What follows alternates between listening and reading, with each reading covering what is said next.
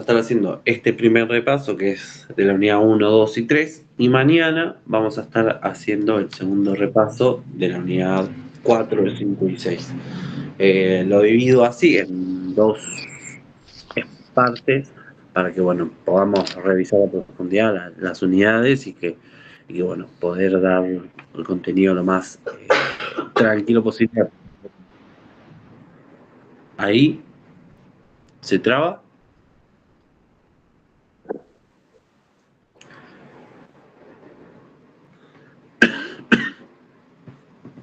Si se traba, avísenme. Dale, Jerez, yo te escucho bien y te veo bien. Y no sé los demás. Sí, bien. Te hago una pregunta. Sí. ¿Son con el programa 2025? Sería programa 2024 anteriores. 2025 todavía no, porque todavía no van a tomar examen de ese programa. Ese programa lo empiezan a usar a partir de septiembre. Una vez que ya hayan completado una cursada con ese programa 2025 que cambió a lo que eran años anteriores. Porque yo doy, ahora la semana que viene, doy el examen, digamos, promocional. Entonces por eso me uní pero para ver si me coincidían las unidades, porque tengo reducido, entonces son unidad 2, 5 y 6. 5 y ¿Es lo 6. mismo? Igual, lo vamos a ver. Solo que cuando veamos la unidad 4, sería la unidad 6 del programa 2025. Ah, Y ok. cuando veamos la unidad 5, sería la unidad 4. ¿Me Bien. explico? Sí. Y la unidad 6 sería la 5. Es medio como un pequeño lío, pero... La 2 es la 2, digamos. Hoy la 2, yo escucho esa la no se 2 hoy y esa está igual. La 4 sería la 6 y la 5 sería la 4. Ok, gracias. Y la 6 que vamos a ver mañana sería la que ustedes conocen como 5 en el 2025.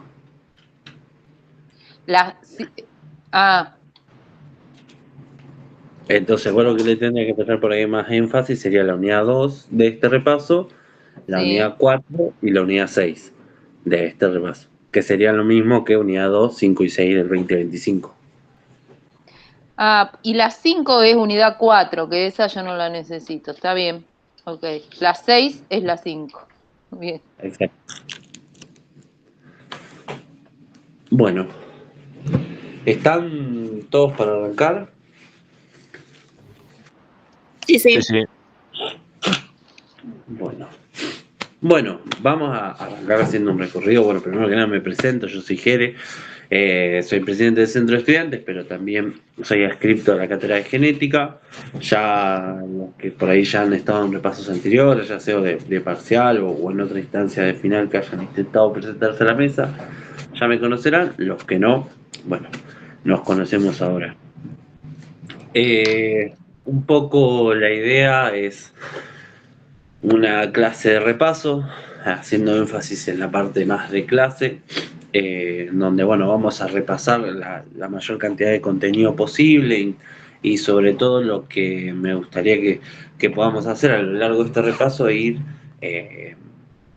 entendiendo o vinculando conceptos por ahí de la unidad 2, poder entender, vincularlo con los demás conceptos que vayan apareciendo en las unidades posteriores, y la unidad 3 también como uno de los ejes centrales. La unidad 2 y unidad 3 son como el núcleo duro de la teoría de Piaget. En la unidad 1 vamos a ver cómo Piaget llega a la psicología y por qué llega a la psicología y qué es lo que su marco le termina definiendo hacia dónde va a apuntar sus futuras investigaciones.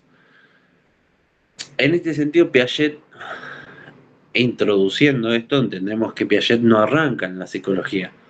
Piaget, su camino arranca muy previamente, antes en la biología. Él era biólogo, pero se interesa dentro de un campo disciplinar que es la epistemología. Que en aquel momento la epistemología, cuando Piaget se empieza a introducir en esta misma, por allá en 1920, 1930, es una epistemología que no era una ciencia considerada como tal, era más una rama dentro de la filosofía. ¿Qué es la epistemología?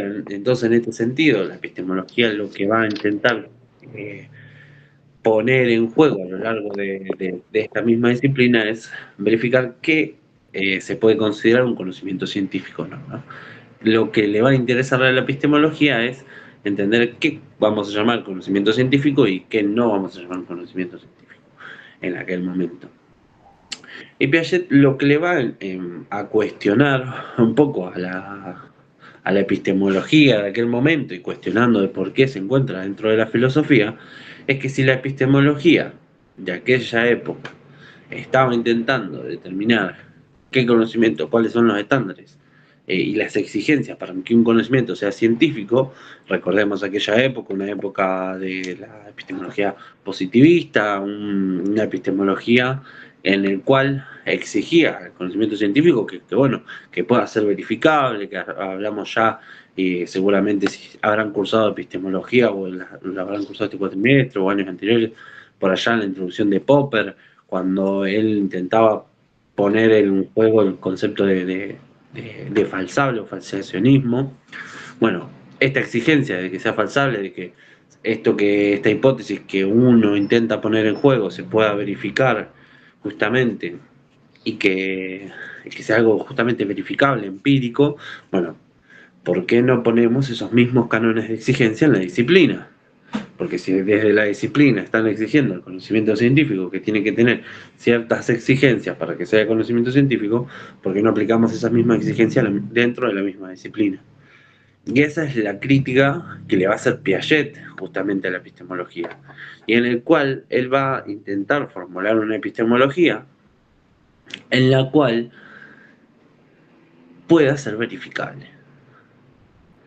¿no? Porque recordemos, se encontraba en aquella época donde muchas de las teorías epistemológicas partían de supuestos teóricos, ¿no? En aquel momento estaba la epistemología empirista y la epistemología innatista, en la cual ambos partían de supuestos teóricos que no estaban fundamentados empíricamente.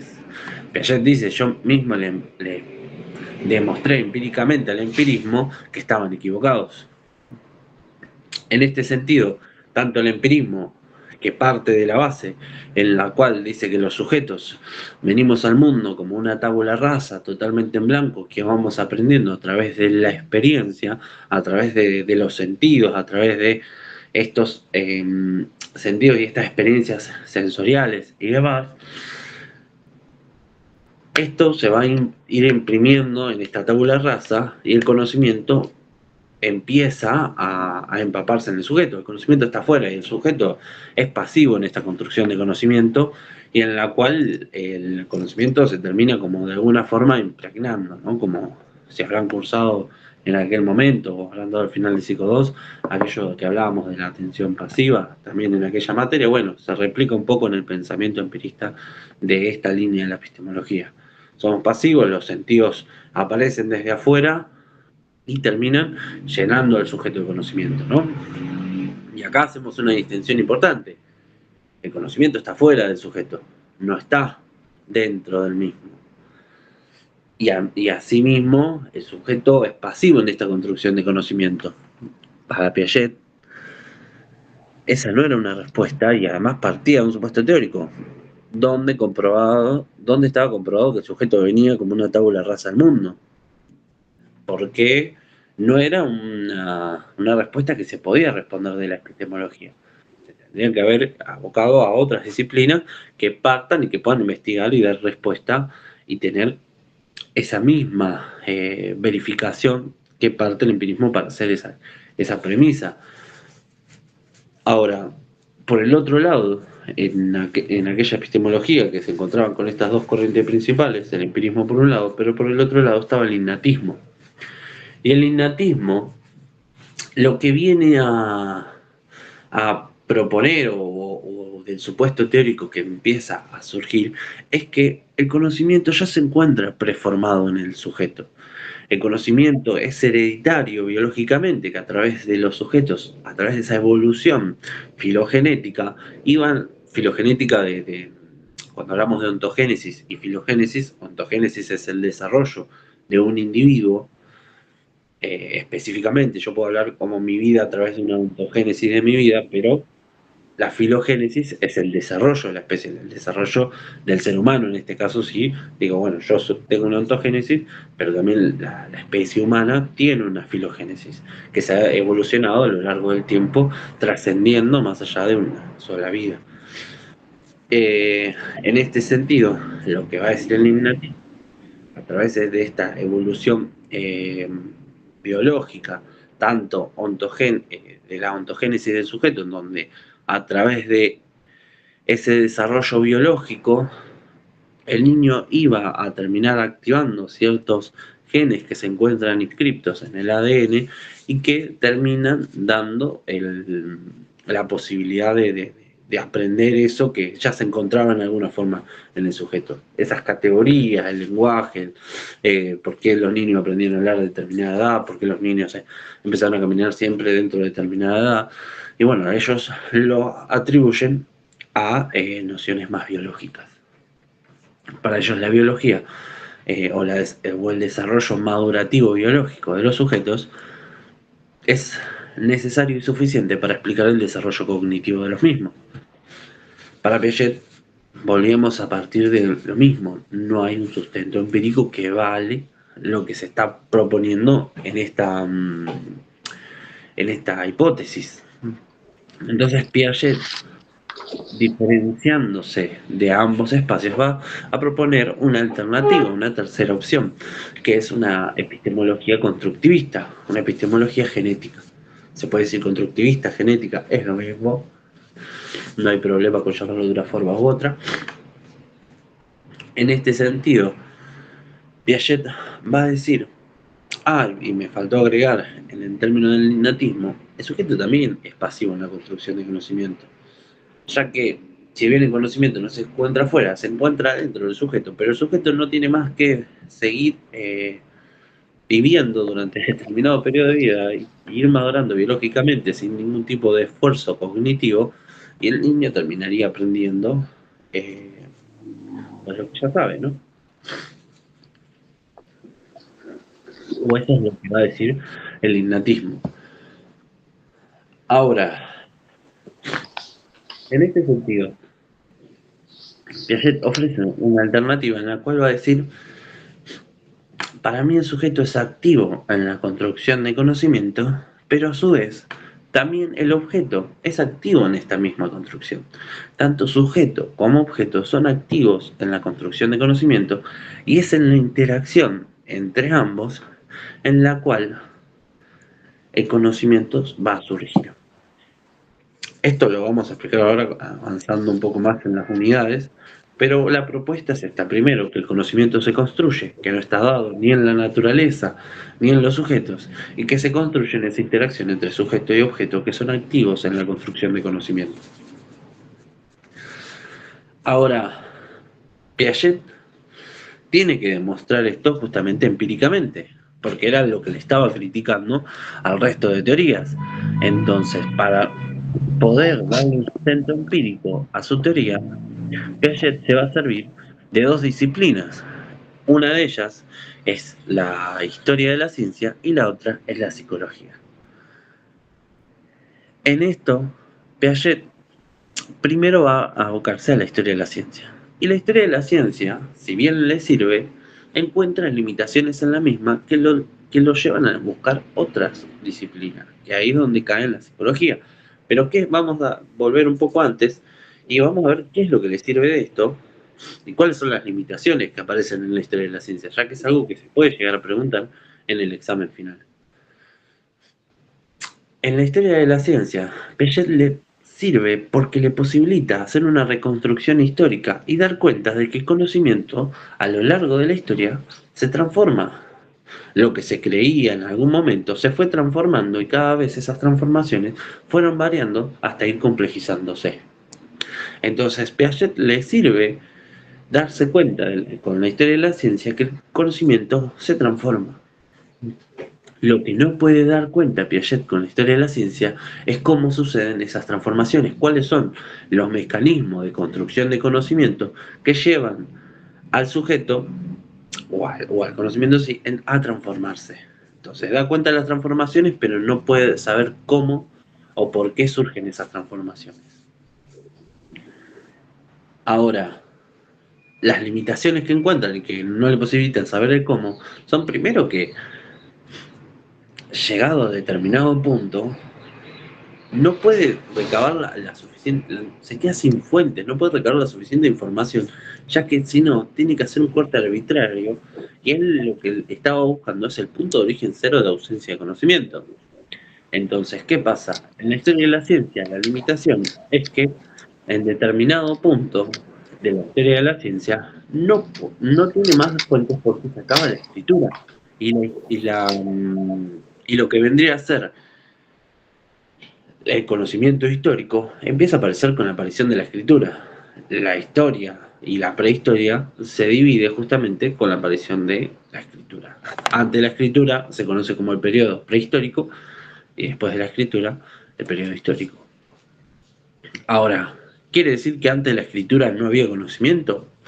Pues claramente sí, había conocimiento, había construcción de conocimiento, ya había tecnologías, pero no había una forma de transmisión, por lo menos de manera cultural, en términos de escritura, que podían recabar información histórica de la misma, de hacer reconstrucciones.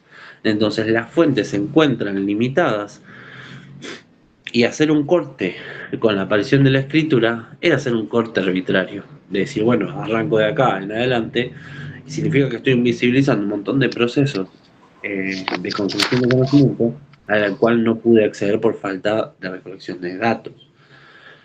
Esa es una de las limitaciones que encuentra Piaget. Y la otra es que Piaget no puede experimentar con la ciencia, con la historia de la ciencia, mejor dicho. No puede experimentar porque justamente no puede viajar al pasado y ver cómo eran cómo son las construcciones de aquellos sujetos que realizaron cambios históricos o cambios de conocimiento, o poder traer un sujeto del pasado y traer un sujeto de hoy en el presente y poner a ver las diferencias de sus mecanismos a la hora de la construcción de conocimiento. Entonces, al tener esas limitaciones que le posibilitan la experimentación del mismo, quedará solamente en una interpretación teórica de lo que él pueda llegar a decir a través de esa información. Entonces, volvería a caer en el mismo error que él está criticando, es decir, bueno, no puedo experimentar eso que vos me estás diciendo, solamente es una interpretación de lo que vos lees o de lo que vos pudiste rescatar, que puede llegar a tener obviamente una coherencia lógica, pero no hay una validez científica en términos de comprenderlo. Entonces, ¿se entiende esto que estoy diciendo? O no? Si no se entiende algo, díganme. Sí, se entiende. ¿El resto? Sí, se va entendiendo, yo creo. Sí. Sí, Ok. también se entiende. Bueno, entonces, la historia de la ciencia a Piaget le sirve porque le permite ver cómo el conocimiento, que efectivamente el conocimiento se transforma, pero las limitaciones, estas dos limitaciones que aparecen, no le posibilitan saber cómo es que se transforma ese conocimiento, cuáles son los mecanismos de construcción de conocimiento que llevan a ese cambio o a esa transformación del mismo. Ahora, por eso Piaget va a abocarse a la psicología y a intentar comprender en la psicología aquello que en la historia de la ciencia no le terminaba de dar y poder complementar ambas disciplinas para poder darle el sustento empírico que él estaba buscando y teórico que estaba buscando para su epistemología. Pero en la psicología nos encontramos con el mismo problema. Nos encontramos con el problema de que tanto en la psicología como en la epistemología estaban siendo, por alguna forma, centradas en las mismas dos corrientes de pensamiento con las cuales él estaba peleándose en la epistemología. Que en aquel momento en la psicología estaba la psicología de la Gestalt y la psicología conductual o conductista, en la cual la psicología de la Gestalt sería de índole más innatista y la psicología conductual es de índole más empirista. Entonces Piaget no le servía servirse de esas disciplinas porque parten de los mismos supuestos teóricos que parten en la epistemología, el empirismo y el innatismo. y no podía servirse de esos supuestos de esas teorías que cumplen con los mismos supuestos teóricos que él está intentando refutar. Entonces, en esto, Piaget va a crear su propia psicología. Perdón, estoy resfriado.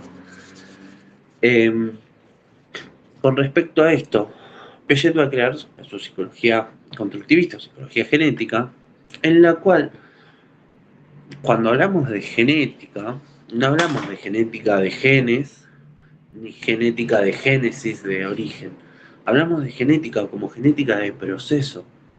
Piaget no le va a interesar el inicio, ni le va a interesar el final, sino lo que le va a interesar, y siempre lo que le va a importar en esta teoría, cómo es ese proceso de un estado de ausencia de conocimiento a un estado de mayor conocimiento. Entonces, para Piaget, en la epistemología, lo que él intenta saber, o la pregunta que él va a cambiar el paradigma de lo que se estaba investigando en aquel momento en la epistemología, es cómo se pasa de un estado de menor conocimiento a un estado de mayor conocimiento en la ciencia. En este sentido, de saber cómo se da ese pasaje de menor a mayor conocimiento, es una pregunta en la cual venía a romper con los paradigmas anteriores, porque en aquel momento nos encontramos con una epistemología que era filosófica y en la cual las preguntas que se venían haciendo en aquel momento es ¿qué es el conocimiento? En términos más de índoles filosóficos, ¿no? ¿Cuándo podemos hablar de conocimiento? Y lo que va a decir Piaget, bueno, el conocimiento existe. No me importa definir bien qué es el conocimiento, pero el conocimiento es un saber que se tiene o no se tiene. Entonces, lo que le va a preguntar a Piaget es decir, bueno, el conocimiento es esto, no me importa saber, averiguar filosóficamente qué significa el conocimiento, pero sí, ¿hay alguien que está queriendo hacer una duda o algo? Porque escuché, o es un micrófono que quedó prendido. Ay, perdón, a mí se me activó, perdón. No hay problema. Entonces cambia un poco a las preguntas que se venían haciendo en aquel momento. Y esa misma pregunta es la que va a trasladar a la psicología, con una leve modificación. Ahora ya no se va a preguntar cómo se pasa un estado de menor conocimiento a un estado de mayor conocimiento en la ciencia, sino que se va a preguntar cómo se da un estado de menor conocimiento a un estado de mayor conocimiento en el sujeto. Cómo se pasa de un estado de no saber a un estado de saber en los sujetos. A lo cual, lo que va a terminar haciendo Piaget en esta misma, va a terminar surgiendo partiendo de una hipótesis, ¿no? En la cual hay una analogía funcional, tanto en el niño como en el adulto científico o en el sujeto y la ciencia, en la cual tanto los niños como los adultos científicos construyen conocimiento a través de los mismos mecanismos funcionales. Utilizan los mismos mecanismos de construcción de conocimiento tanto el niño como la ciencia. Porque si nosotros podemos comprender cómo funciona ese pasaje, esa construcción de conocimiento en los sujetos, vamos a poder entender cómo se da esa construcción de conocimiento en la ciencia, porque la ciencia la hacen los sujetos, y si entendemos cómo funciona en el sujeto, vamos a entender cómo funciona en la ciencia.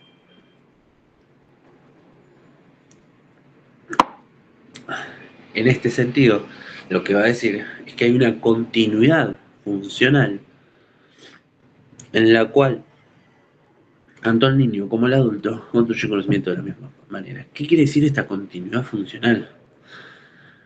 Que hay invariantes funcionales, y cuando hablamos de funcionales hablamos de funciones, y cuando hablamos de funciones hablamos de los mecanismos funcionales, que es por ahí ya más o menos los tienen conocidos de oído, pero ahora lo vamos a repasar un poco más, en la cual estos mecanismos funcionales son invariantes a lo largo del tiempo, que van a funcionar de la misma manera a lo largo de todo el desarrollo, no cambian.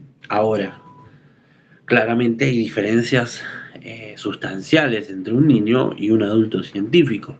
Entonces, lo que va a decir Piaget es que hay una continuidad funcional, pero hay una discontinuidad estructural. Entonces, ¿qué quiere decir esto? Si hay una continuidad funcional, estos mecanismos, estas herramientas que tienen los sujetos para conocer y para interactuar con el mundo y ir construyendo conocimiento, a pesar de tener estas mismas herramientas, lo que va a variar de un sujeto a otro son las estructuras cognitivas, que es lo que va a hacer el niño o el sujeto en sí a lo largo de su desarrollo, va a ir construyendo y va a ir complejizando. Estas van cambiando a lo largo del tiempo, haciendo como una diferenciación entre lo que vemos en un lado o en un principio como las invariantes funcionales, que son los mecanismos funcionales, y por el otro lado tenemos las estructuras, los esquemas, que se van modificando y se van complejizando a lo largo del desarrollo de los sujetos. En este sentido, entiendan a los esquemas y vamos por partes. Una estructura. Cuando hablamos de una estructura, hablamos de una totalidad organizada. Y nosotros no es que tenemos varias estructuras, sino que tenemos una estructura que va a ir complejizándose y va cambiándose a lo largo del desarrollo del tiempo.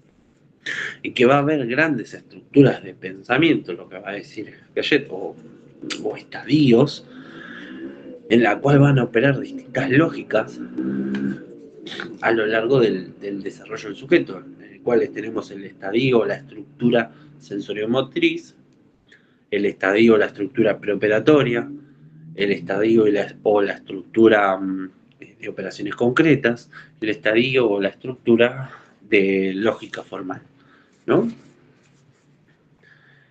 Entonces, estos son como saltos estructurales, pero la estructura siempre es una, no es que tenemos 3 o 4 estructuras funcionando dentro de nuestra cabeza, no, la estructura es una, que se va a ir complejizando, que va a ser más o menos compleja, que va a ser, va a estar dentro de una lógica de pensamiento u otra, dependiendo del desarrollo del sujeto. Pero la estructura es una sola, es una totalidad organizada. Ahora, la estructura está compuesta por múltiples esquemas y nociones de distinto tipo que van a estar coordinadas entre sí. Entonces podemos entender, a modo de ejemplo, esto no lo utilicen en el final, pero para que lo puedan entender ahora, piensen en la estructura como una pared. Y los esquemas como los componentes que hacen a esa pared, ¿no? Como los ladrillos de esa pared, que están coordinados entre sí, que están puestos de determinada disposición para que justamente una fuerza, una estructura de esa pared. Entonces piénsenlo de esa forma para poder comprender a qué nos referimos cuando hablamos de esquema y diferenciarlo con estructura. Ahora, cuando hablamos de esquema, tiene una definición y ya estamos adentrándonos un poco más en la unidad 2, pero antes de entrar de lleno en esto, pregunta. De acá a lo que hablamos de la unidad 1, ¿se entendió? ¿Hay algo que no se entendió? ¿Hay algo que no terminó de quedar claro de todo? ¿Tiene alguna duda? ¿Consulta? Los escucho.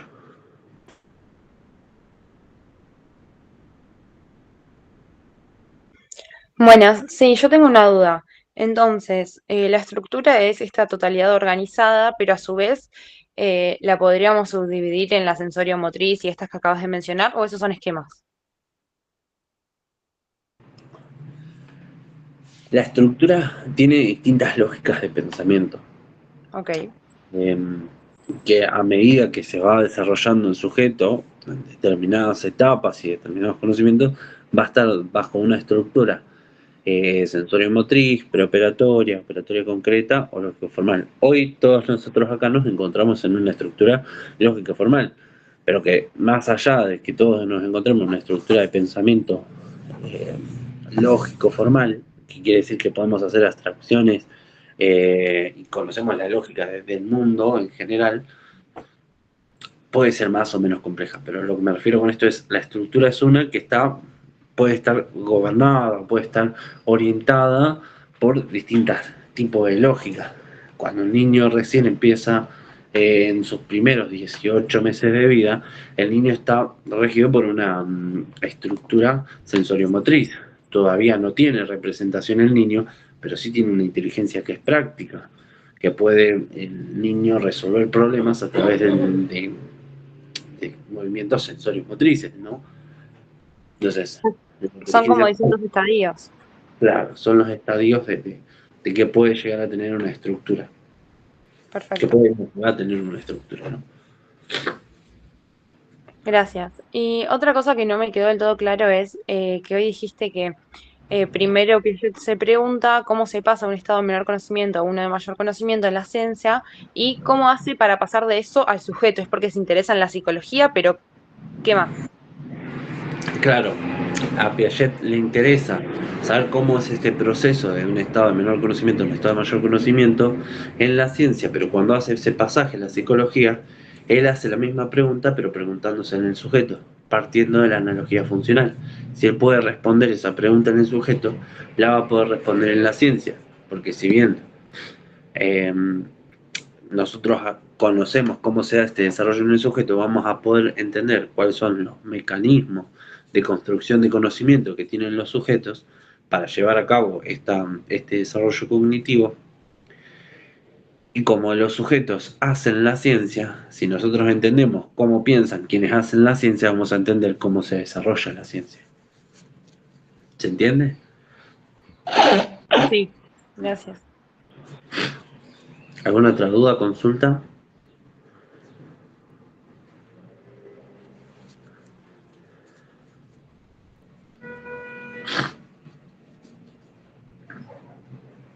Hoy lo que hablamos, cuando hablamos de desarrollo, Piaget no habla de desarrollo general como desarrollo de los huesos del niño, de cómo se desarrolla en términos de altura, en cómo se desarrolla en términos de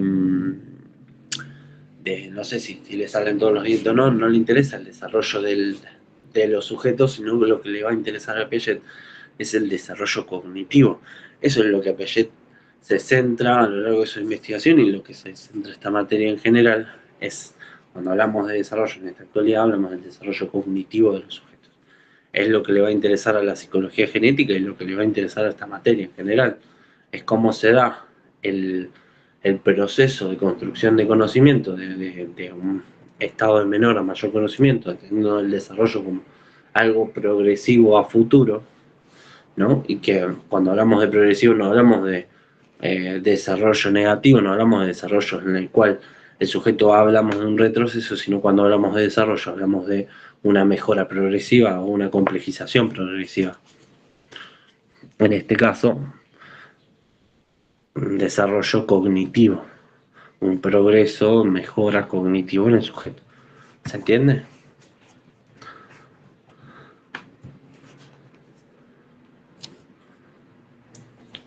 Sí, sí.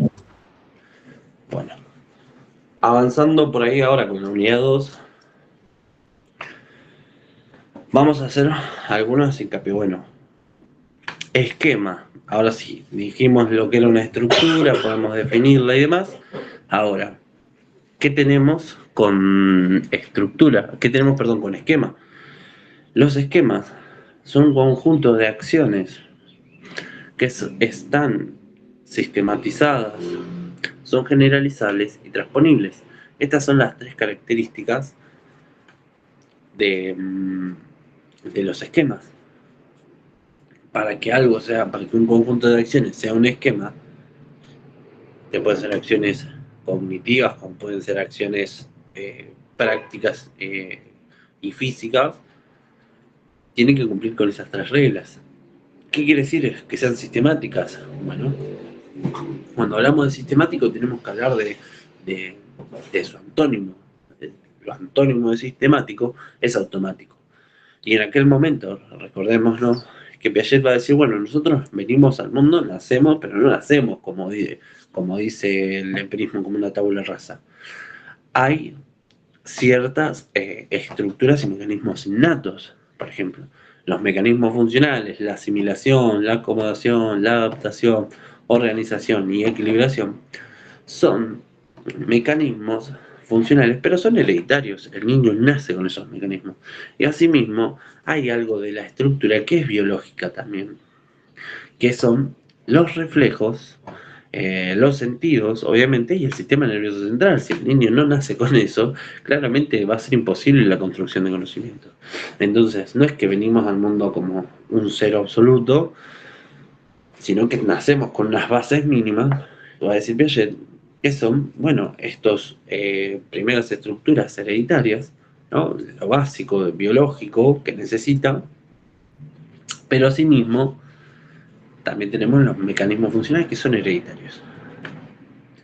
Ahora, entendiendo esto, partiendo desde un reflejo, lo que va a decir es que esos reflejos se van a terminar convirtiendo en esquemas. Un reflejo es automático. El bebé necesita ese reflejo para sobrevivir. El bebé cuando recién nace y algo se le acerca a la boca, el niño empieza a succionar. Pero no es porque empieza a succionar porque dice, se me acercó algo a la boca, voy a succionar porque por ahí es la teta y voy a comer. No, el niño succiona de manera automática en este sentido. Succiona porque cualquier objeto que se le acerca a la boca, el niño empieza a succionar. Si vos le metés un dedo a la boca al niño, el niño lo va a succionar. Cuando vos le rozás la cara a un bebé recién nacido, el niño empieza a succionar. Lo mismo cuando le pones el dedo en la palma de la mano.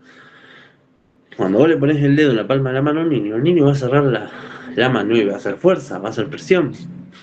Esto, lamento romperle la ilusión a muchos, pero no es porque sean los mejores padres o los mejores tíos del mundo, que el niño le agarra la mano, porque están todos como, ay, me agarró la mano. Bueno, no es que le agarró la mano porque te quiere, seguramente seas muy buena madre, muy buen padre, muy buen tío, etcétera, tía, pero lo hace porque es un reflejo.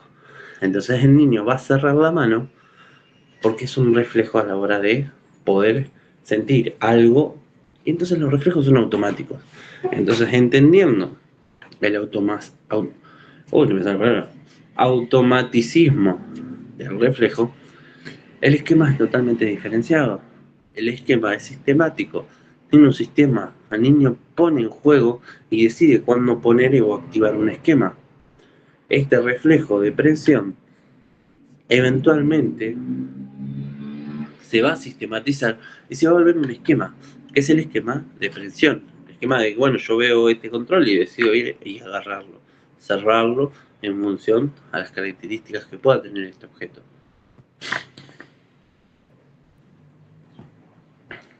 Es sistemático, un esquema. Ahora, bueno, es sistemático, pero a su vez es generalizable y transponible. Entonces, ¿qué quiere decir que sea generalizable? Lo que va a decir es que esta acción o este conjunto de acciones, para que sea un esquema, puede ser generalizable de un objeto a otro. Esta misma acción, que es generalizable, significa que yo aprendí el esquema de aprehensión, ¿no? Entonces yo puedo agarrar este objeto. Pero a su vez, como agarro este objeto, puedo agarrar este otro objeto. No es que cada vez que yo aprenda y conozco un objeto tengo que aprender cómo es el esquema de aprehensión en ese objeto. No, una vez que vos ya tenés el esquema de aprehensión, vos lo podés aplicar a todos los objetos que cumplan con determinadas características, como la característica agarrable. Ahora, si yo intento ir a agarrar el agua, claramente no lo voy a poder agarrar. ¿Por qué? Porque el agua no, es un objeto que no tiene la característica agarrable, a menos que yo utilice un objeto que tenga la característica de recipiente que pueda utilizar para recoger o guardar agua. Entonces, en ese sentido, sí, pero en sí solo como algo a que yo puedo agarrar por simplemente utilizar un esquema de aprehensión, bueno. ¿Qué quiere decir esto? Los objetos que nosotros vamos a ir agarrando, que nosotros vamos a ir interactuando, tienen características. Y acá está también lo activo del objeto en esta construcción de conocimiento.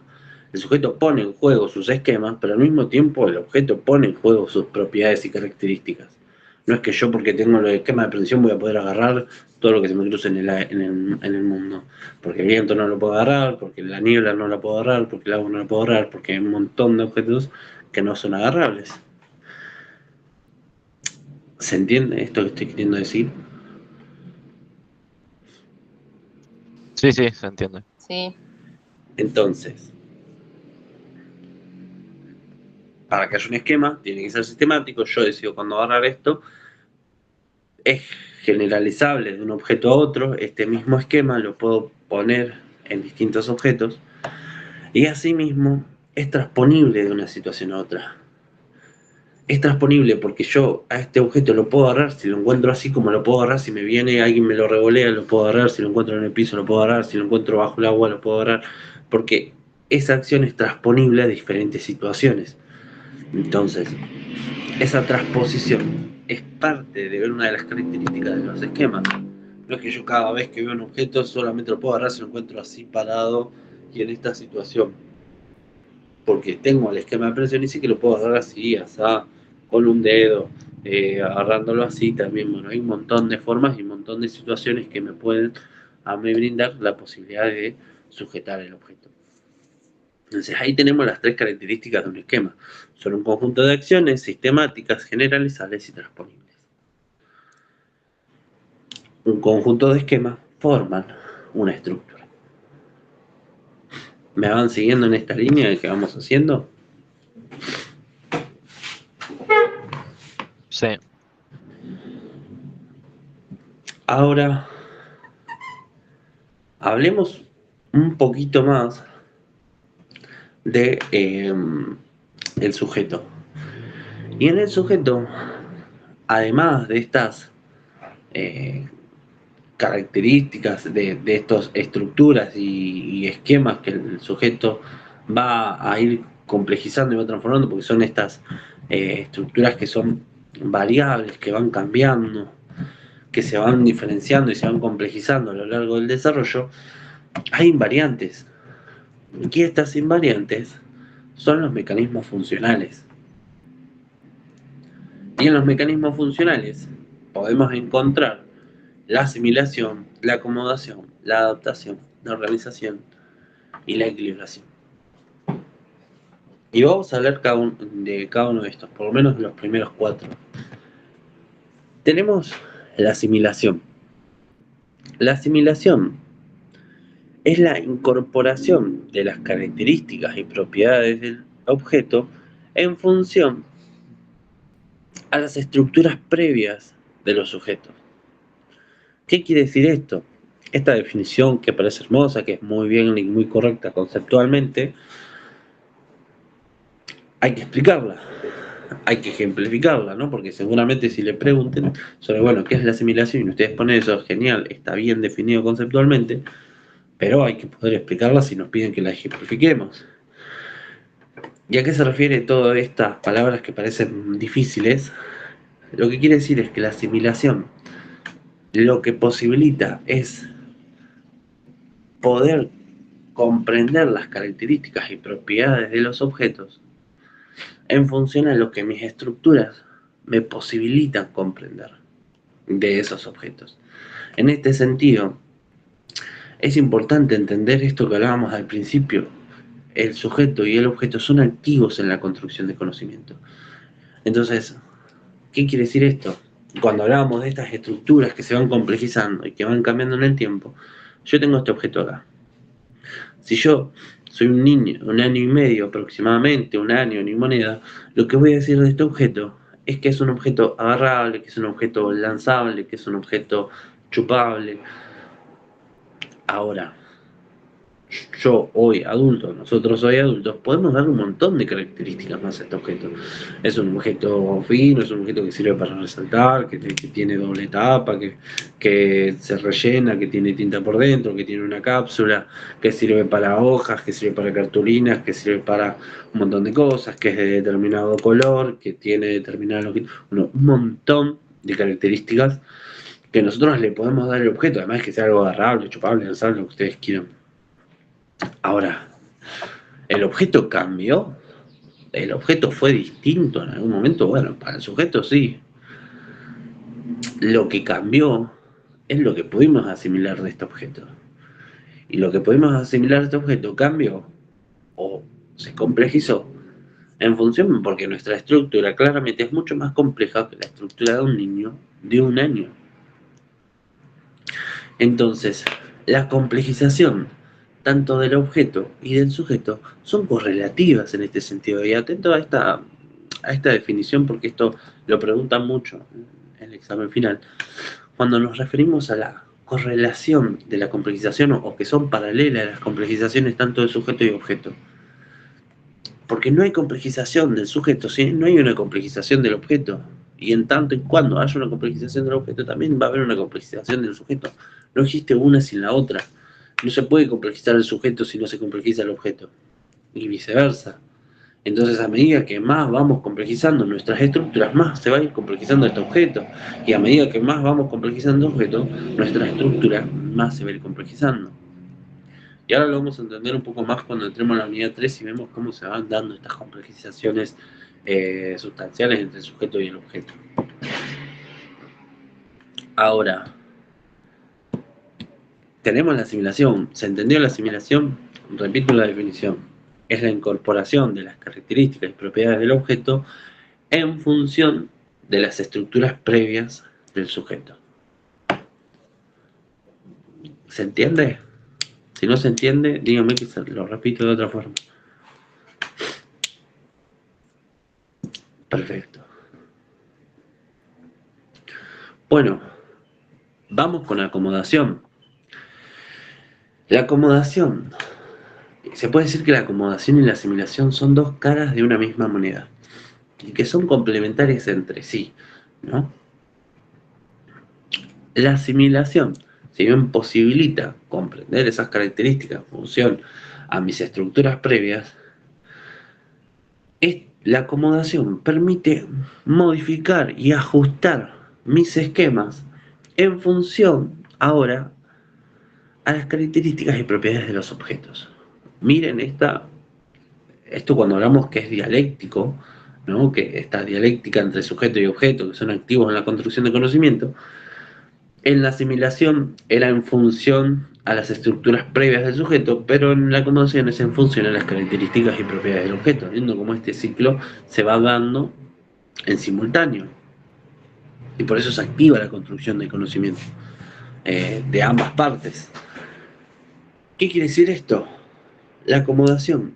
Y ojo con esto porque hay muchos errores que llegan a la mesa final donde por ahí definen acomodación, saben qué significa acomodación en su cabeza, pero a la hora de definirlo terminan diciendo de alguna forma que el objeto se acomoda. Y el objeto nunca se acomoda.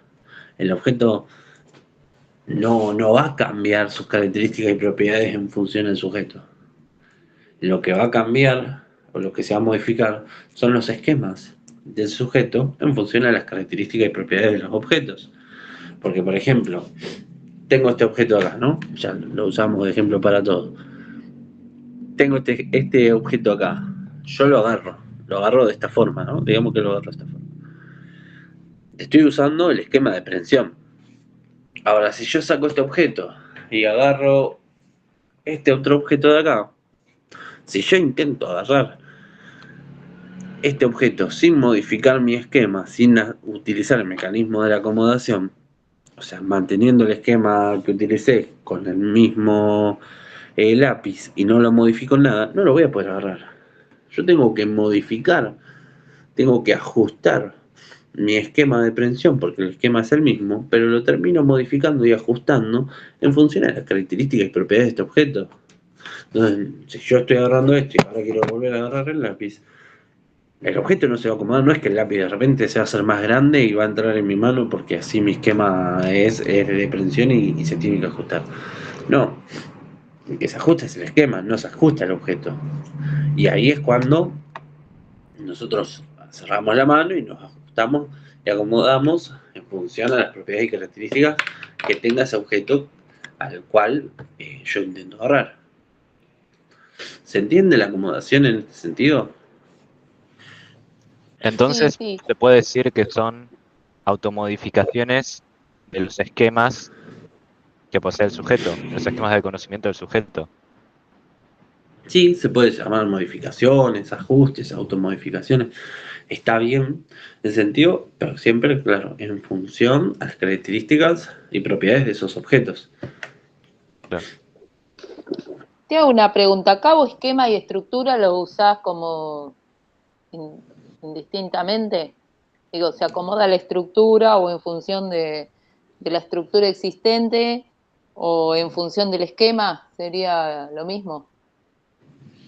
¿Para qué? No, porque en la definición de asimilación vos dijiste que se acomoda, digamos, que se incorporaba las características del objeto a la estructura existente. Y en la otra definición hablaste esquema. ¿Se En usa ese como sentido, sinónimo ahí?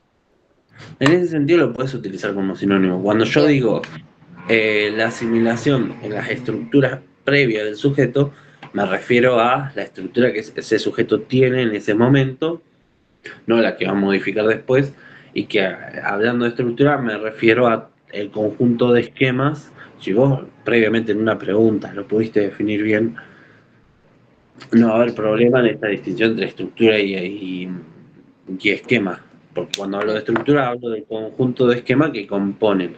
Podés también decirle a los esquemas previos, no al esquema previo, a los esquemas previos del sujeto también es válido decirlo, porque se entiende que se estaba refiriendo, si hablamos de esquemas, de conjunto de esquemas, hablamos de estructura también. La estructura. Está bien, gracias.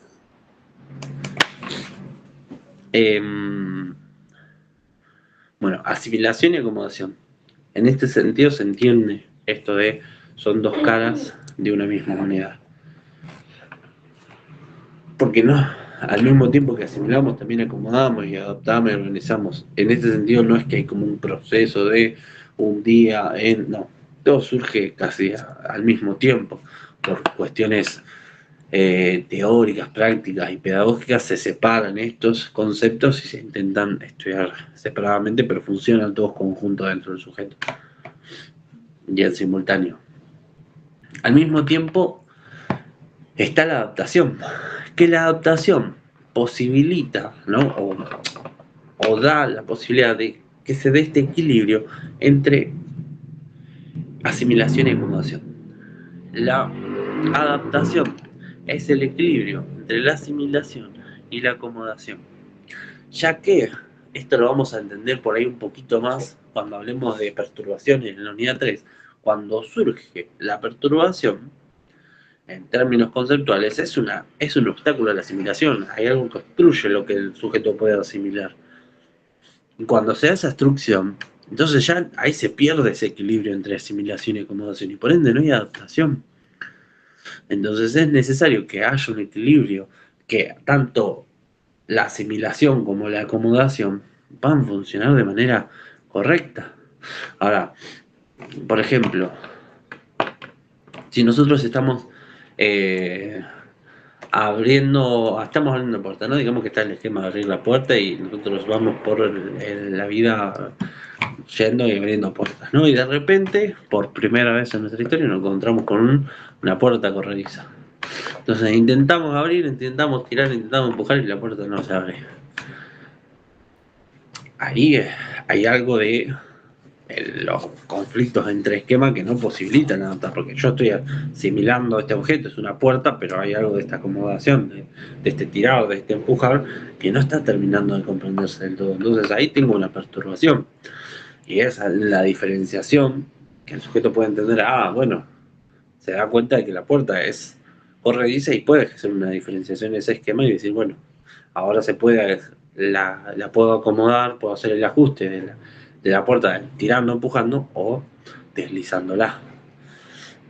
En este sentido, cuando se da este primer conflicto, no hay adaptación, porque el equilibrio entre asimilación y acomodación pues claramente se había roto. Lo mismo cuando aparece una característica del objeto que no podemos comprender, entonces hay un obstáculo en la asimilación y no podemos adaptar ese conocimiento. Eso no puede entrar limpiamente en nuestro sistema cognitivo, no encaja en ningún lado porque no está este equilibrio entre asimilación y acomodación. Esa sería la funcionalidad del mecanismo de adaptación, ¿no? Como un tipo de homeostasis con el medio. Ya hablamos de términos por ahí que vimos en biología. Por otro lado, tenemos el mecanismo de la organización. Que el mecanismo de la organización posibilita la coherencia interna a pesar de las transformaciones. tiene una doble función, una función estructural y una función funcional, si de alguna forma me permite repetir la palabra. En este sentido, lo funcional del mecanismo de la organización es mantener la coherencia interna a pesar de las transformaciones, pero lo estructural es que mantiene un sistema a una totalidad organizada y que tiene que tener una organización, que tiene que tener un orden. Y eso le posibilita tener coherencia al mismo tiempo. ¿Qué quiere decir esto de mantener la coherencia del objeto a pesar de las transformaciones? Cuando un objeto se complejiza, cuando yo de este objeto de repente, yo puedo agarrar, puedo lanzar, puedo chupar, pero de repente sé que también sirve para marcar una superficie, la transformación de este objeto, la complejización de este objeto, no me implica volver a tener que aprender las características anteriores nuevamente, porque hay algo de ese objeto que mantiene una coherencia y que hay otra parte que se transforma. Entonces, a pesar de esas transformaciones tienen que mantener cierta coherencia. Por ejemplo, un problema que se da es cuando, ya yéndonos casi al repaso de mañana y en el término de la lectoescritura, cuando los sujetos empiezan a agregar nuevas hipótesis, y agrega la hipótesis silábica y empieza a tener esta hipótesis conflicto con la anterior hipótesis, claramente hay un problema de coherencia. Lo que está teniendo ahí el conflicto es entre esquemas, es entre estos esquemas, entre estas hipótesis, porque justamente hay un problema de coherencia, porque eso nuevo que se agregó está entrando en conflicto con todo lo anterior que ya estaba. Entonces, lo mismo pasa en las transformaciones de los objetos. Cuando nosotros hacemos una transformación de un objeto, esa transformación o esa complejización o esa característica nueva no puede entrar en conflicto con las características previas. Es como yo dijera que esto es hidrófugo y es mojable, tipo, no, o es hidrófugo o es mojable, no puede ser ambas. ¿Se entiende? Pero una consulta, Sí. más allá de que obviamente esto está bien que no se puedan contradecir, ¿no? Pero ¿no es lógico que haya como cierto conflicto y que a partir de esta tensión luego se produzca la equilibración y ahí se pase a un estadio de mayor conocimiento? Exactamente, pero acá justamente cuando se da ese conflicto y se hace esa transformación, hay algo que se pierde, hay algo que se cambia, hay algo que se modifica y que ya reemplaza a lo anterior y algo que se mantiene. Tipo, no es que el objeto tiene que aprender el objeto todo de nuevo desde cero, porque algo cambió y Claro, no, entonces, pero por eso precisamente a partir de la tensión entre las estructuras previas o los esquemas previos y el nuevo conocimiento a asimilar y acomodar, es que se produce como este pasaje, ¿no? claro, se dan en este sentido de que, por ejemplo, yo utilicé el ejemplo de la lectoescritura porque el niño en un momento empieza a acumular, pero no descarta. Y no empieza a descartar hasta que llega a la hipótesis silábica alfabética y descarta todo lo anterior y dice, con esto me quedo porque me cierro con todo. Pero el niño no deja de... El niño en aquel momento no empieza a hacer acumulaciones. Cuando hace una transformación de un objeto, que por ejemplo la conservación de la cantidad de sustancia, cuando el niño está haciendo estas transformaciones del objeto y empieza a entender, obviamente todas esas características, todas esas hipótesis anteriores que el niño iba teniendo en los niveles anteriores, las abandona, porque justamente entraban en conflictos. Bueno, esto también es parte de mantener la coherencia interna del mecanismo de la organización. Es parte del todo. ¿Se entiende? Sí, sí, perfecto, gracias. Deme un segundito.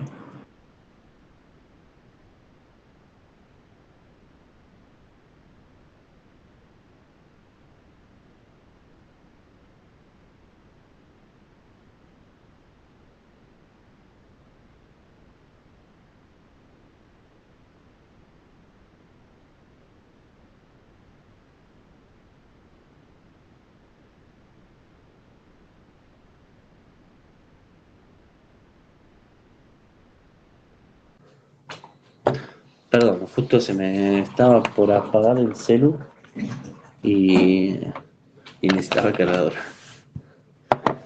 Bueno, continuando con lo que veníamos diciendo. También hay una totalidad organizada, ¿no? Esta función estructural del mecanismo de la organización, que tiene que tener un orden. Aquello que en nosotros empieza a aparecer como nuevo no puede desencajar de ese orden estructural que hay, porque si desencaja de ese orden estructural, pues bueno, tenemos una perturbación. Si nosotros entendemos, por ejemplo, que todos los objetos voladores tienen que tener motor, tienen que tener alas, tienen que tener, bueno, determinadas características, si nosotros de la nada vemos, pues tienen que estar llenos de aire, si de la nada veo un caballo volando, y claramente hay algo que me va a entrar en conflicto con mi estructura, porque dentro de ese orden que yo tengo en mi estructura y dentro del esquema de objetos voladores, no hay nada que pueda encajar con lo que estoy viendo en aquel momento. Y ahí tenemos un conflicto cognitivo. ¿Se entiende?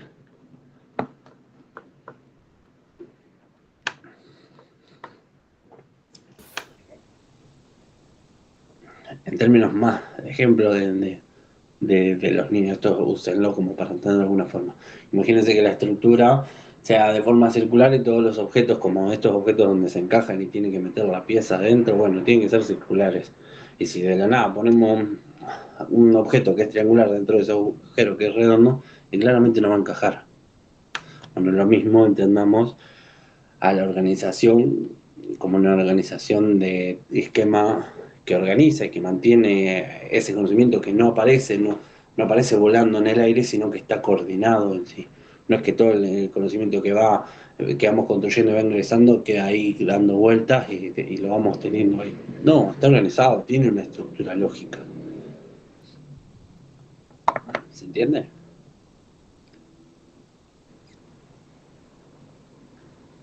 Sí, sí. Y antes de pasar a la tercera unidad, algo central de esta segunda unidad es de que, bueno, en el texto Inelder, Bonet y Sinclair, que habla de las tres dimensiones, ¿no? Hablamos de la dimensión biológica y hablamos un poco también de lo que compone la dimensión interaccionista. Distribuyen estas tres dimensiones, biológica, interaccionista y constructivista. La dimensión interaccionista va a decir, y esto es fundamental y es una tesis central en la teoría de Piaget, es que a través de interacciones sucesivas es que el sujeto va comprendiendo al objeto. Y es a su vez en estas interacciones sucesivas que se va complejizando tanto objeto como sujeto. Y estas interacciones son dadas a través, o están mediadas, mejor dicho, a través de acciones cognitivas. Y ahora, cuando hablamos de acciones cognitivas, hablamos de acciones que significan, ¿no? que tienen algún tipo de, están dirigidas hacia un objeto, que significan y que son susceptibles a transformaciones. Esto que hablamos de las que son las características de la acción cognitiva, que se diferencia de cualquier tipo de acción, se diferencia de la acción como acción de movimiento.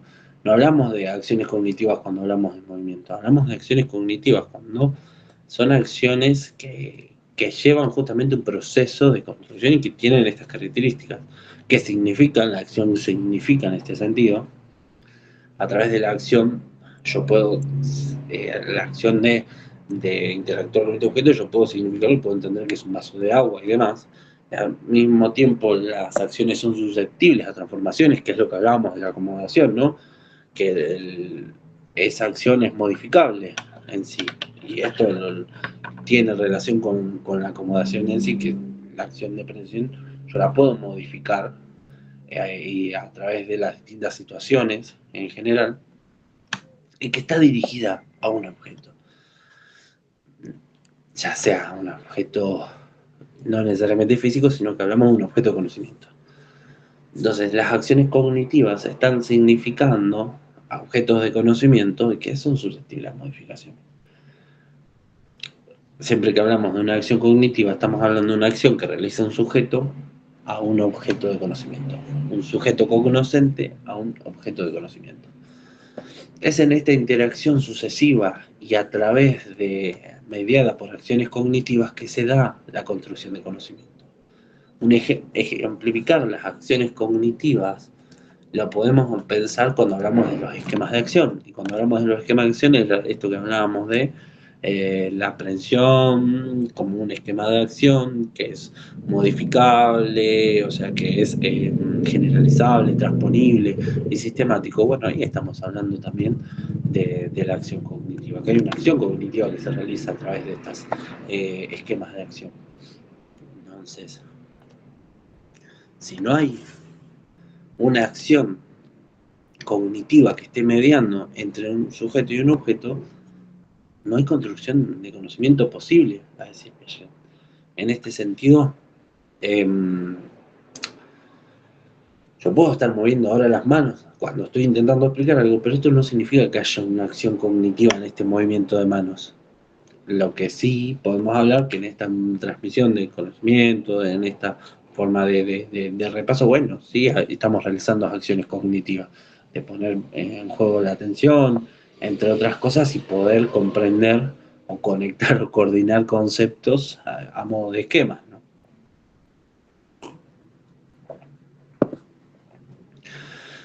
Entonces,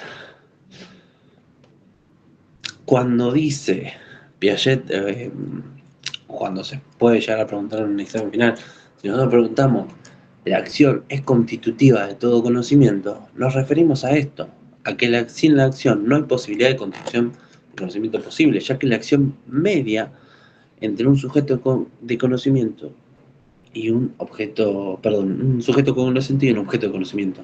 Sin ninguna acción, es simplemente un sujeto y un objeto. Objetos hay un montón, el objeto se vuelve objeto de conocimiento en tanto y cuando un sujeto cognoscente a través de una acción cognitiva interactúe con él.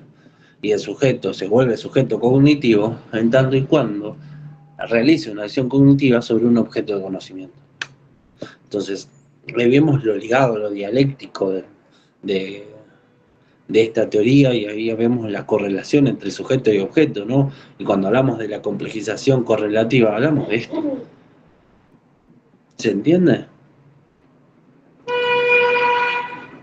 Sí.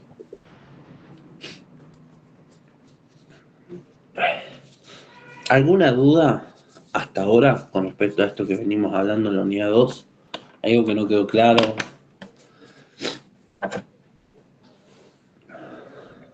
¿Podrías repetir lo de la dimensión interaccionista, que a través de interacciones sucesivas es que se... A través de interacciones sucesivas, a través de acciones cognitivas entre un sujeto cognoscente y un objeto de conocimiento, es que se da la posibilidad de una construcción de conocimiento. Si el sujeto no interactúa con el objeto, no hay posibilidad de construcción de conocimiento posible.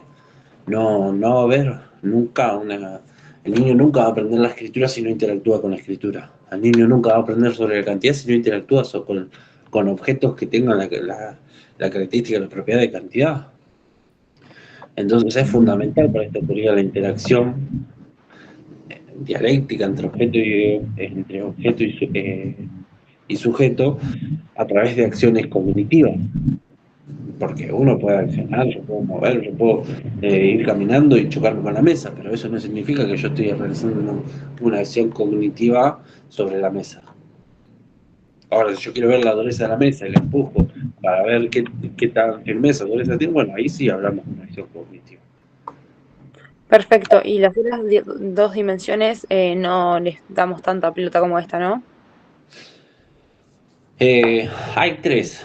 Está la biológica, que es entender esto que hablamos dentro de la biológica, dentro de los mecanismos funcionales, que son hereditarios, que Piaget va a decir que es necesario pero no es suficiente, pero no se va a hacer tanto hincapié en eso. Sí en la interaccionista y sí en la constructivista, que es lo que vendría a ser en la unidad 3.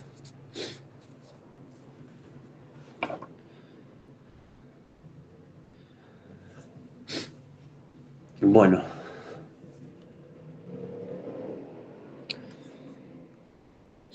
Unidad, ahora sí, unidad 3. En esta unidad Eh, Piaget va a hacer énfasis en el mecanismo de la equilibración sobre todo, y en la dimensión constructivista, esto que venían hablando las autoras Bonet, Sinclair, que lo que van a venir a decir justamente en este momento es, bueno, queremos saber qué cosa, sabemos que el conocimiento se construye, sabemos que es en la interacción, y lo que le va a dar respuesta en esta dimensión es qué se construye y cómo se construye.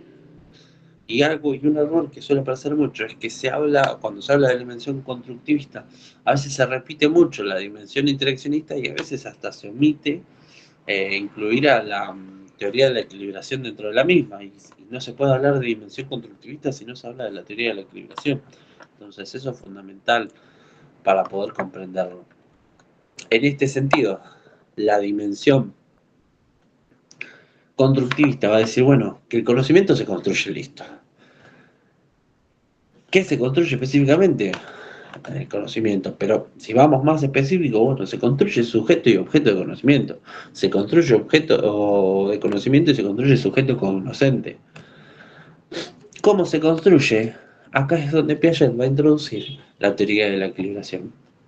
Casi 40 años después de la formulación de su teoría y algo de lo que él venía hablando en 1970 y pico, no me acuerdo muy bien la fecha, pero igual no importa porque no le van a preguntar la fecha, Piaget formula la teoría de la equilibración, en la cual va a explicar cómo funciona el mecanismo de la equilibración, el mecanismo que autorregula al sujeto y que posibilita dar cuenta de las transformaciones, y asimismo va a dar respuesta a esa primera pregunta que él se hace: ¿cómo se pasa de un estado de menor conocimiento a un estado de mayor conocimiento en el sujeto?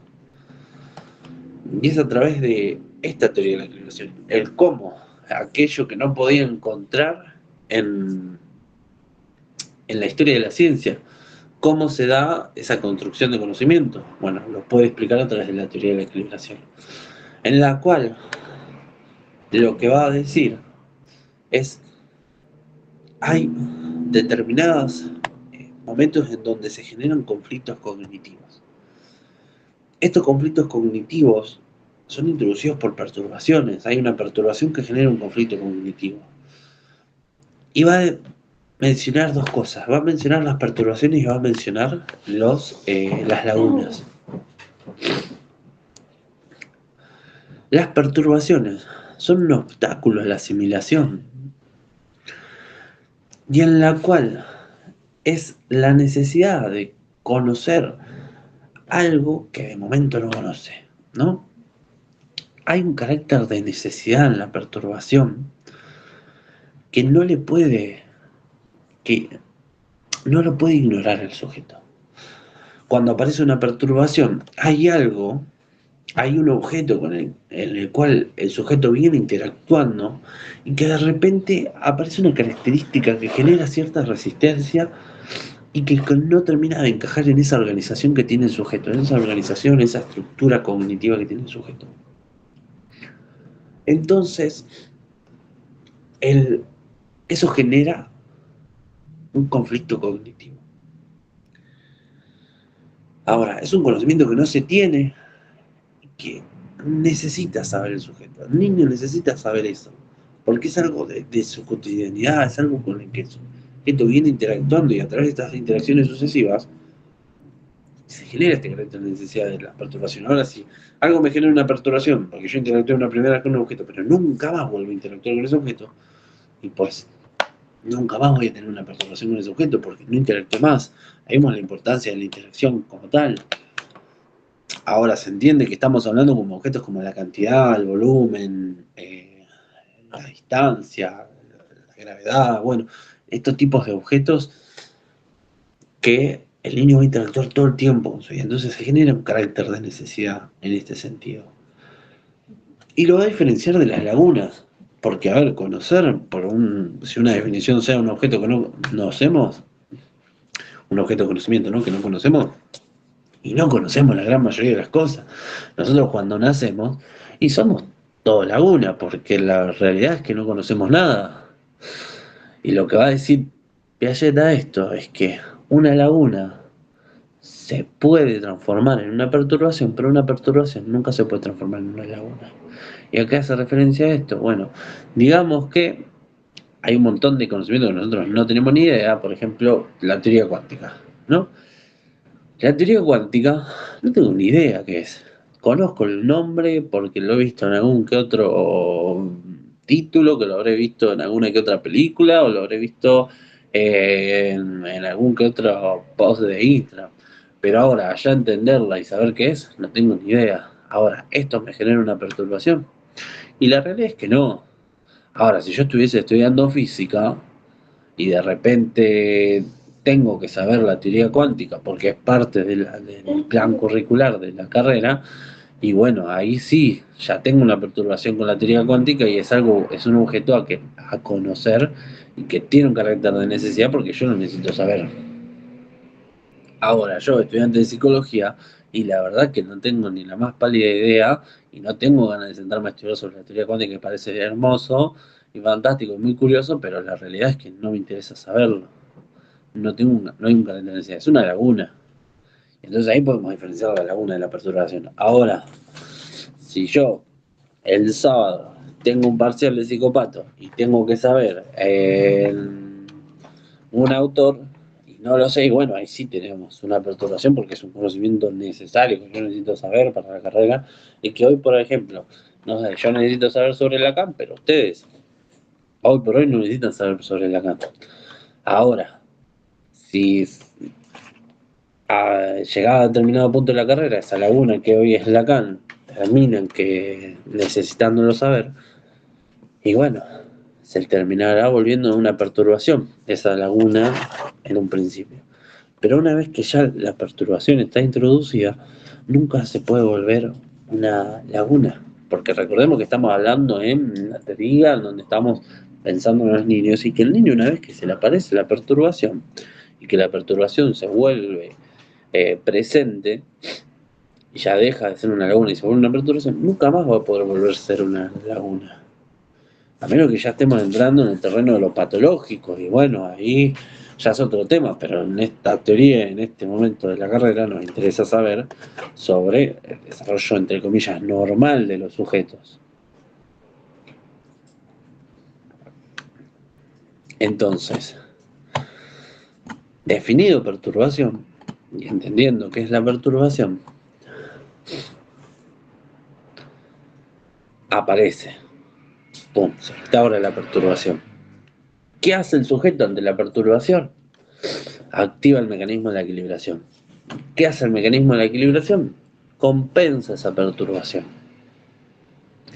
Y pone en juego 3 tipos de compensaciones que va a terminar realizando el sujeto tarde o temprano. En un primer momento, el sujeto, ante la aparición de una perturbación, lo intenta compensar. ¿Y cómo lo intenta compensar? Ignora la perturbación. ¿Qué pasa? Bueno, digamos que, va a haber algún ejemplo.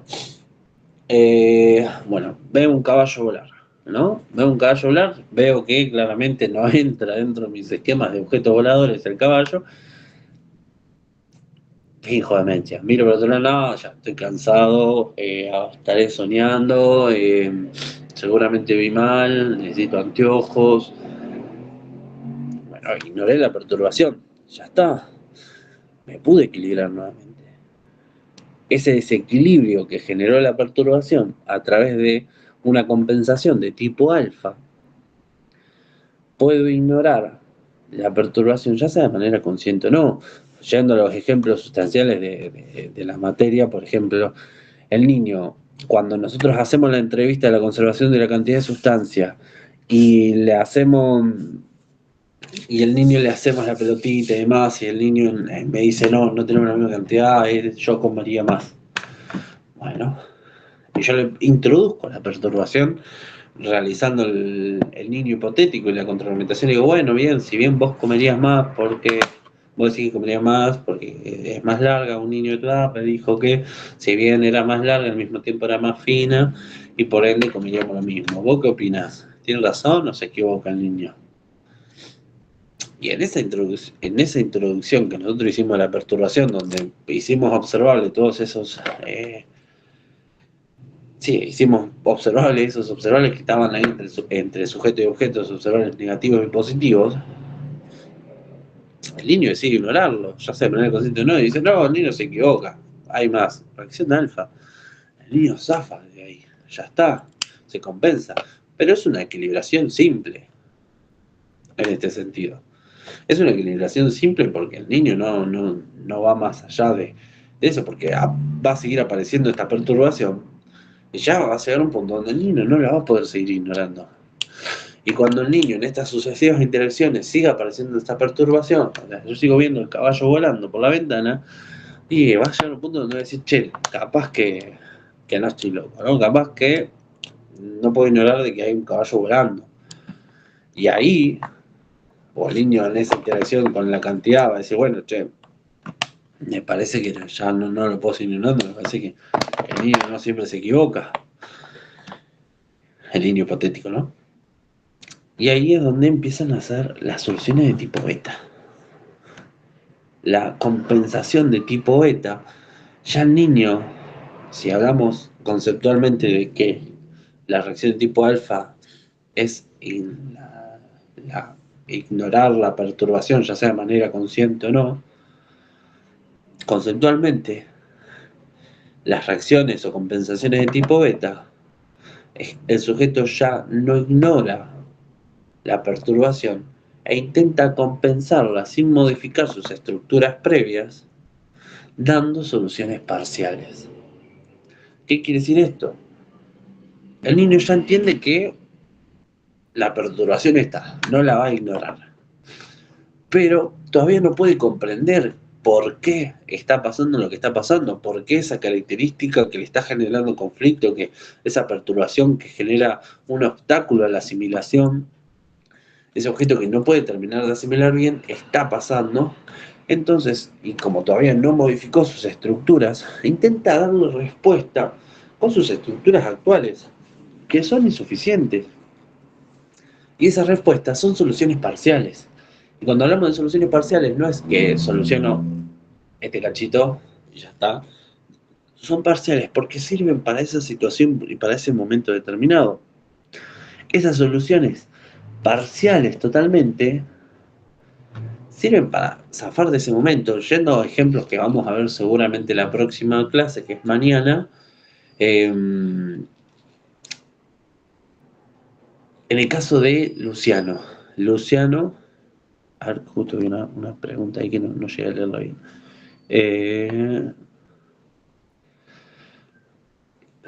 La relación alfa sería una laguna.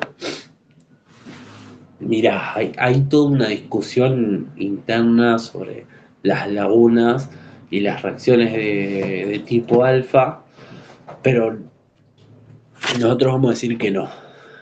No es lo mismo una laguna que una reacción de tipo alfa, porque cuando hablamos de reacciones de tipo alfa, hablamos de que ya existe una perturbación. Y si ya existe una perturbación, claramente ya no estamos hablando de laguna. Ahora, el sujeto puede ignorar de manera consciente o no, pero nosotros, por ejemplo, en el caso de la entrevista, que habrán realizado varios de ustedes de la conservación de la cantidad de sustancia, introducimos la perturbación. Y si hay alguno de este año que ahora la entrevista es de la escritura, cuando le piden que comparen escrituras, introducen perturbaciones. Y el niño, ya sea de manera consciente o no, decide ignorarlas a esas perturbaciones que nosotros introducimos. Entonces ya el hecho de ignorar esa perturbación, ya, por más que sea consciente o no, ya hablamos de que hay una perturbación introducida. Y por ende ya no hablamos de lagunas. ¿Se entiende? Sí, ¿no?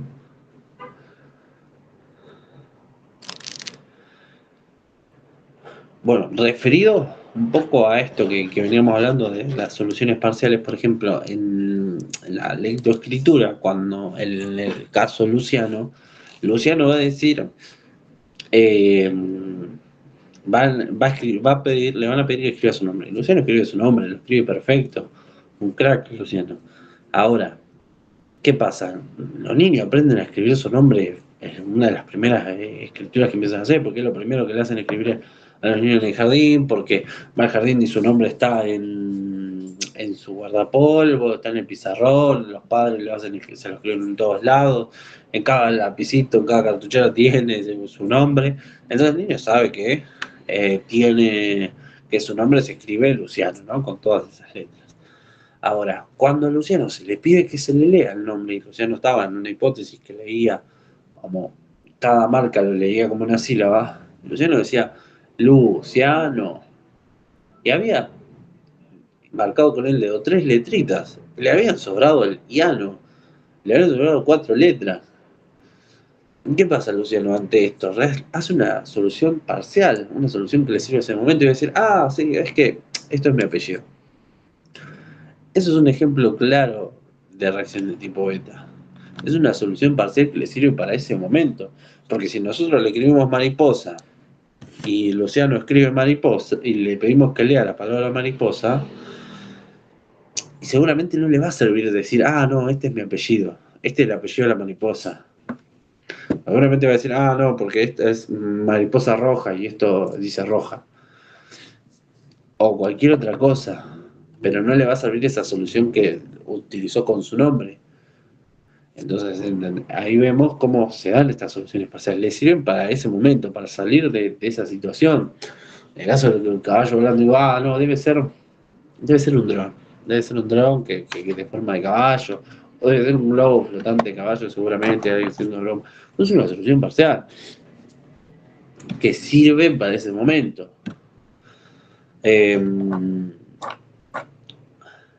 Entonces, el sujeto va a seguir dando respuestas y va a seguir dando soluciones parciales cada vez más complejas, cada vez la va a ir complejizando cada vez más, hasta que tarde o temprano termina, que le sirve al sujeto estas soluciones, porque le sirve en el momento, se equilibra, es una equilibración simple todavía, con eso zapa el momento, pero en las interacciones sucesivas van a seguir apareciendo y no la va a poder dar respuesta de la misma forma, y la va a ir complejizando hasta que entienda la lógica detrás de la misma y complejice sus estructuras, complejice esos esquemas. Y cuando lo complejice el sujeto, va a posibilitar comprender aquello que no comprendía, porque hablamos de, ¿no?, esta correlación entre sujeto-objeto, a la vez que complejiza su estructura, complejiza sus esquemas, el objeto también complejiza esas características que en un principio generaban resistencias, que apenas se podían dilucidar, que generaban una perturbación, ahora el niño lo puede comprender. Y ya no es más una perturbación. En esto vamos a tratar tipo de compensación, la compensación de tipo gamma. Ya el sujeto incorporó la perturbación, ya la integró, ya no tienen y ya no le genera ningún tipo de conflicto, y el sujeto realizó una equilibración mayorante.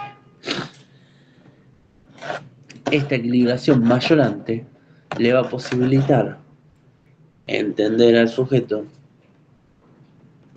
aquello que antes no entendía. ¿Se entiende hasta ahí cómo funciona el mecanismo de la equilibración? Sí, hago una pregunta. Sí. ¿Siempre para Piaget no es mayorante la equilibración? ¿Cómo? Para Piaget, ¿no siempre es mayorante la equilibración? Digo porque vos decías que en las otras veces era simple y acá sería mayorante. Hay dos tipos de equilibraciones, simple o mayorante. El sujeto después de una compensación se equilibra. Ya eso que le perturbaba, el sujeto lo que nunca se puede quedar es con la perturbación. El sujeto no se puede quedar con eso que no comprende. Entonces lo tiene que compensar de alguna forma. Y entonces lo compensa, ya sea de forma simple. Es una equilibración simple porque se equilibra, el sujeto ya deja de estar en conflicto, pero en ese momento. Es simple porque esa equilibración no va a perdurar mucho, porque de vuelta, cuando vuelva a interactuar con el objeto, ya va a volver a desequilibrarse. Entonces, en este juego de equilibración, desequilibración y reequilibración, esa reequilibración mayorante es la que termina compensando y lo que lleva a que cada vez que el sujeto vuelva a interactuar con ese objeto no le genere una perturbación porque ya realizó una equilibración mayorante. Una equilibración también se le puede conocer o se puede ver en los textos como incrementante. ¿Por qué? Porque complejizó sus estructuras y ahora su conocimiento es más complejo sobre ese objeto.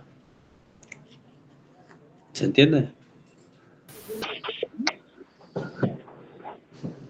No sé si respondí a tu pregunta. Sí, en realidad yo digo, en cada vez que va compensando con cada respuesta, siempre, digamos, no vuelve para atrás, siempre va a ser mayorante, siempre va a ir aprendiendo algo que ya se incorporó. En términos estructurales, solamente con la compensación gamma mayorante. Porque en la equilibración simple o con la reacción alfa o beta, el sujeto no vuelve a un estado de equilibrio, pero sigue siendo un estado de equilibrio anterior porque no hay una modificación estructural en ese sentido. Porque el sujeto no es que complejizó alguna estructura, complejizó algún esquema en relación a esta solución parcial que pudo dar. Entonces, no Ajá, hay lo una... complejiza cuando logra incorporar la perturbación. Exactamente. Cuando logra Bien, incorporar esa perturbación y eso que perturbaba, yo no perturbaba porque ya lo comprendo, el sujeto ya eso lo entiende e incluso se le vuelve casi como una obviedad al niño. Esto, cuando si ustedes realizaban algunas entrevistas o cuando se realizaba la entrevista de conservación de cantidad de sustancia y había y les tocaba a algunos estudiantes entrevistar a los niños del último nivel, los niños acá eh, se encontraban con esta complejidad de decir, bueno, ya está, ya lo incorporé. Y cuando se le iban haciendo las preguntas, el niño como que se iba cansando y era como, che, es re obvio lo que me estás preguntando. claro. Casi al decirle, me estás preguntando una pelotudez. Y los niños lo veían así porque para ellos es obvio, pero porque piensan a través de una lógica de pensamiento distinto. Nosotros, cuando por eso decimos en la cátedra, se dice como, no es que el niño está pensando mal, el niño está pensando siempre bien. Y el niño no se equivoca, solamente lo que está pasando es que está pensando con una lógica de pensamiento que es distinta a la que nosotros estamos teniendo en este momento. Entonces, el niño está realizando, está haciendo reacciones coherentes para su lógica de pensamiento. Está reaccionando de manera correcta, por lo menos a su lógica de pensamiento. No es que el niño es burro, no, el niño no es burro. El niño está pensando y está llevando Sí, un con dato sus esquemas, con su estructura, hasta el momento. con esa lógica de pensamiento que el niño tiene.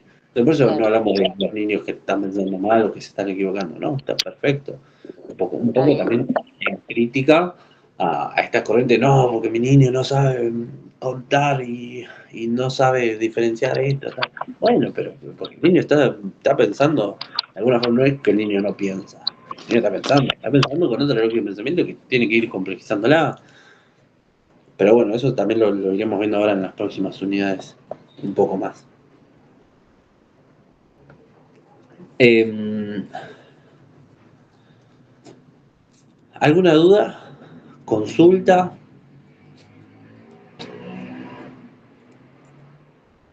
¿Sí? ¿No?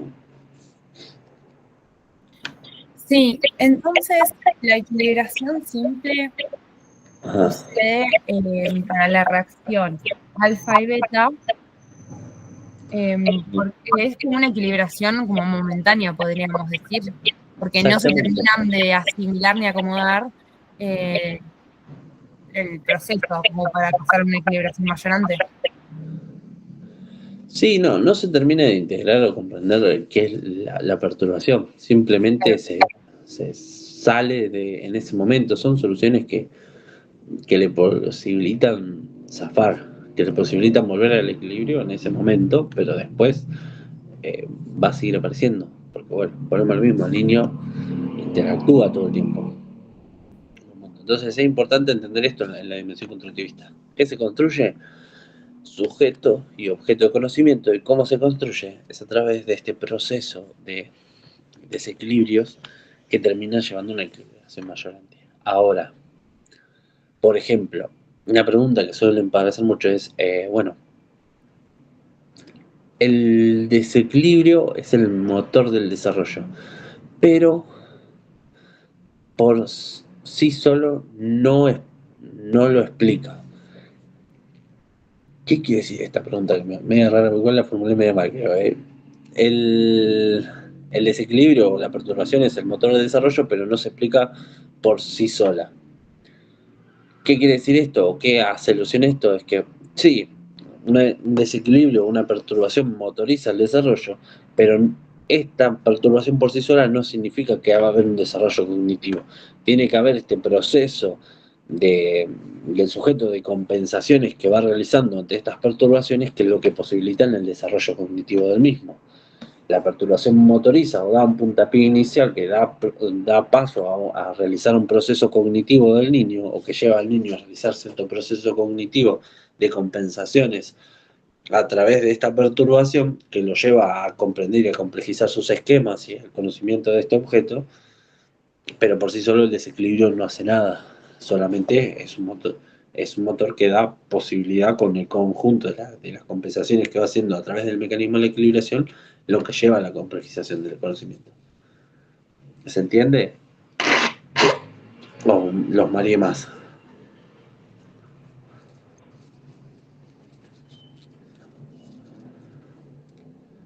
O sea que la perturbación no explica el desarrollo de conocimiento, sino que tiene que haber como una reestructuración del sujeto.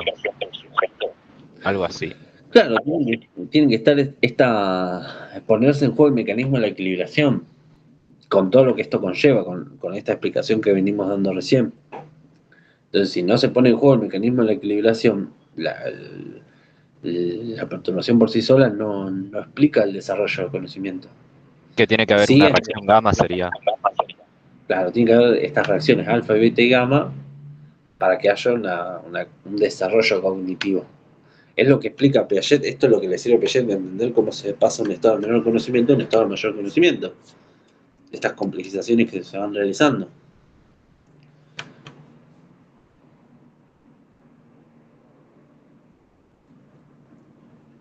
¿Se entiende? Sí. Sí. Bueno, creo que hasta acá llegamos al repaso de hoy, de esta primera mitad. Mañana vamos a continuar también porque sabemos que van 2 horas y si tenemos que hacerlo todo, ya que son como 4 horas de repaso, terminamos todo con la cabeza quemada, no le sirve a nadie. Entonces, por eso hago estos 2 instantes de repaso, primera parte y segunda parte, que va a ser mañana a las 11 de la mañana. Si no se anotaron, anoten, que les va a llegar el mail por WhatsApp, sino también lo vamos a estar difundiendo seguramente por el canal, por distintos medios de comunicación desde el centro de estudiantes. Y bueno, nada, también vamos a hablar mañana un poco más de la instancia de final, cómo suele ser, que vamos a tirar algunas preguntas al aire a ver si se sienten preparadas para poder contestarlas en una instancia de final, o cómo se podrían contestar en una instancia de final. Así que, bueno, Bárbaro, gracias. espero que les haya servido hasta acá, que haya entendido. Si Sí, de repente de 10, como siempre. me alegro. Si caen dudas, mañana las iremos respondiendo al arrancar el mismo repaso sobre estas unidades que por ahí quedaron alguna duda, que aparece después en la noche con una almohada. Bueno, la iremos viendo. Dale, gracias, hasta mañana. Gracias, Jere. Gracias, por la nos vemos. atención. Mañana. Gracias. Gracias. Chao, chao.